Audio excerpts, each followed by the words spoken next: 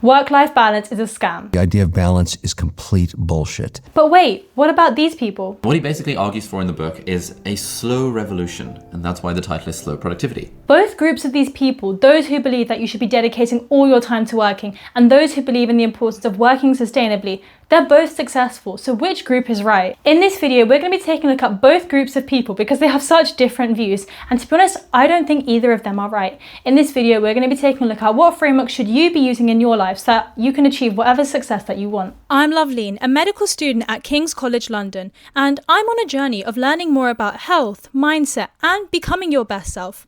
I believe in trying new things to help you grow, and I'd love for you to join the journey with me so that we can create a community to support one another, become our best selves, and achieve whatever we want in life. So some of the most successful minds, they believe that you have to be outworking everyone, constantly working and putting in your everything in order to achieve even some level of success. I think this concept in the founder years, which I call the first 36 months, the idea of balance is complete bullshit. There is no balance. You have to work 25 hours a day, 8 days a week, because some guy in Mumbai or Shanghai is going to kick your ass. If you talk about work-life balance as a 22-year-old man, you're hanging around with the wrong people. That gnawing feeling when you realize you've outgrown your social circle isn't loneliness, it's your ambition finally speaking louder than your need to belong. And if we think about this logically, it does make sense. If one person is working way harder than the second person, we'd expect the first person to perform significantly better in whatever it is that they're working towards. When you're striving for success for something, it sounds like that you don't need to have a work-life balance and your priorities should just be the thing that you're working towards, and everything else just kind of seems neglected or forgotten about, and that is what your single priority should be. Essentially, it sounds like that in order to be successful, you just have to keep showing up regardless of whatever else is happening and keep putting in the work, even if it doesn't seem like you're getting the results or things aren't going the right way. And this sounds similar to an exponential curve. Initially, you're putting in so much effort, but you're seeing no reward at all. But eventually what happens is your efforts accumulate over time, and then all of a sudden you get this exponential effect. This is kind of the idea that I think most of these people are talking about, where you keep showing up regardless of what the results are and you keep working towards that goal no matter how much of your time it's taking, and this is what you should be striving for. It seems like these individuals have an insane sort of passion, or more like an obsession, which has attached themselves to a certain goal or a certain journey that they want to achieve, and this is what's actually propelling them to keep working and actually outwork everyone else around them. And I think it brings into the idea that if you want to be extremely successful and have what most people don't have, you have to do things that most people wouldn't do. And definitely for the early stage of something, such as starting a new job, starting a new degree, or building a business, it's going to require essentially a disproportionate input. You're going to have to dedicate so much more time, so much more effort than the results you're going to see. Again, bringing back in that exponential idea. But could this almost obsession and passion with one specific idea and attaching your entire worth to it could actually be toxic in some ways too? And we have to remember that I'm not just talking about anyone. These are some of the most successful people that we know. But what about the group of people who believe in working sustainably, looking after yourself, and completely preventing burnout? Because that almost goes completely against the first philosophies and ideas that we looked at. Al goes on to argue that essentially this modern obsession we have with like working 8 hours a day, 40 hours a week and stuff is really a relic of the Industrial Revolution. And these are also individuals who are insanely successful and have done so well, but they've really emphasized the importance of working sustainably, preventing burnout, and building your life around a purpose of what's important to you. They focus so much more on building systems and actually having a lifestyle which works for you in comparison to this almost slightly toxic productivity and always pushing through no matter what. And the focus here is on creating a sustainable way of working in the long term, which is really great. It's about including everything that's important to you in your life and using techniques like time blocking, which is one of my favorite ways actually, to actually dedicate time throughout the day to everything that is important to you and not just allowing yourself to obsess over one singular thing. And just because these individuals aren't obsessing and fully dedicating themselves to one singular thing, by no means are they lazy. They are still just as successful. So how do we explain this difference between them? It's also really interesting to highlight that this group of people, they definitely talk about how it's important to avoid burnout, because if you are burnt out, you're essentially pouring from an empty jug. You have no effort you can give, you have no energy to put into the things that you really care about. And there's actually a lot of research out there which shows that if you're trying to work when you're already completely depleted on energy, or if you're essentially in a state of burnout, that's going to negatively impact your work. So how does this match up with individuals who say that no matter what, you should be putting your all into your work? If you're someone who started off by working constantly because you attach yourself to a passion around a singular goal, but you end up burning out, aren't you actually causing more harm than good? So right now we have these two groups of people. One group who believe that you should be fully dedicating yourself to a singular goal, obsessing over it, and this is how you get successful, by outworking other people. But then we have another group who are saying that it's really important to have a sustainable system which you're working around.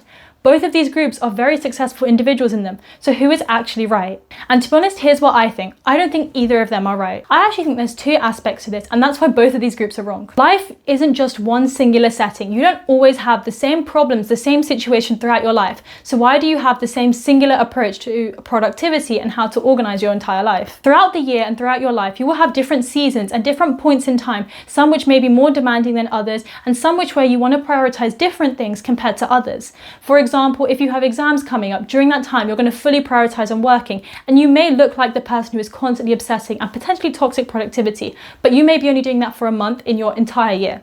And then you may have the other end where afterwards you have holidays and you have the chance to actually relax and you're managing that work-life balance in a really amazing way. And I think this is a much better way to plan out your life. So if you plan your life and look at what seasons require more from you or what points in your life are more demanding, I think this is a much better way to kind of organize your life in a very sustainable way. So you can have a building phase where you're very much focused and obsessed and have passion for a singular goal. And then you may have other times where you actually have that time to relax and enjoy and prioritize what's important to you. And what is important to you will rotate and change throughout life and throughout time. And this brings me on to my second point. How are some individuals able to completely obsess and attach themselves to a singular goal, but other people, they get burnt out and feel tired and they need to have a sustainable system all the time? And there's nothing wrong with either variation. I just think that the driving factor behind it is what's affecting this. So whenever you're attaching yourself to a goal or to a certain mission, you have to be really mindful of what is your driving force. Is it obsession and passion, or is it some sort of external fear? For example, I had a time where I had a massive goal that I wanted to work towards, and I had this very much internal ambition and desire to complete that goal. And as a result, I was able to work hard and I didn't really risk the run of burnout because I was so attached to this idea and completing this goal and the journey of that. And in that situation, potentially from the outside, it looked like almost a toxic productivity or an overworking situation. But I think when you have a genuine passion and genuine interest in the thing that you're going for, it doesn't run the risk for that individual of being burnout. And I think when you have more of an external force pushing on you and it's not truly something that you want, your risk of burning out is so much more greater because you're not sure if you truly align to that or if that's what you actually want. What I think is really important is that if you're kind of feeling stuck about whether you're working hard enough towards something or how to create a perfect schedule which fits everything that's important to you, the important thing to consider is, do you have genuine passion or obsession with the thing that you're working towards or what you try to want your life to look like essentially? Or is it very much an external pressure? And I think this will really kind of tip the scales of your work-life balance. My view is that if you are someone who has kind of that inner drive or inner passion and obsession for a certain goal, your work-life balance scales are kind of tipped. Your ratio for it is different. So what I mean by this is that let's say you have one singular goal which you define as your work, and then life is anything you do for enjoyment. If you are someone who, for example, doesn't enjoy what they're doing, your work-life balance ratio may be that you need to have a 50-50 split.